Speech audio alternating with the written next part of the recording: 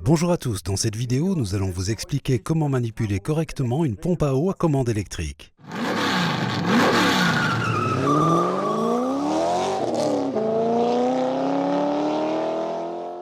Salut Torben. Torben, dans mes formations, on me demande souvent comment utiliser correctement une pompe à eau à commande électrique. Nous avons donc ici notre pompe WP 6098 de chez Volkswagen. Explique-nous à quoi il faut faire attention.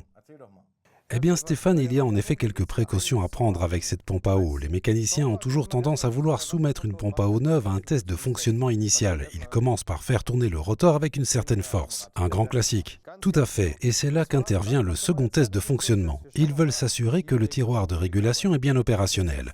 En effectuant ce test, ils commettent une nouvelle erreur. En effet, il ne faut surtout pas actionner le rotor de la pompe tant qu'elle n'est pas montée. Le problème est le suivant, le liquide de refroidissement doit tout d'abord former un film de lubrification à l'intérieur afin d'éviter toute détérioration de la pompe et du roulement. Concernant notre tiroir de régulation, derrière, à ce niveau, se trouve un patin. Si là encore il est extrait de son logement sans être lubrifié, il y a un risque de blocage et de détérioration de tout le mécanisme. Si vous montez la pompe à eau après avoir effectué ces deux tests de fonctionnement, la pompe risque d'être endommagée. Nous avons passé en revue toutes ces pompes et identifié quelques défauts typiques. Prenons le cas de ce rotor cassé. Ce type de problème se produit lorsqu'on pose la pompe sur son rotor, car cette pièce est en plastique.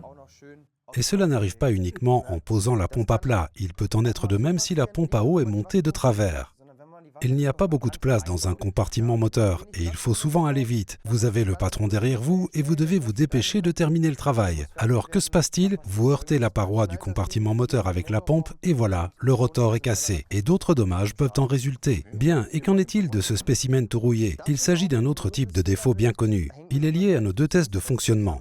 Si j'ai les mains un peu grasses à cause de mon travail ou de mon sandwich du midi et que de la graisse vient se déposer sur cette pièce pendant que je la fais tourner ou que je la manipule, alors cela entraînera la formation de corrosion.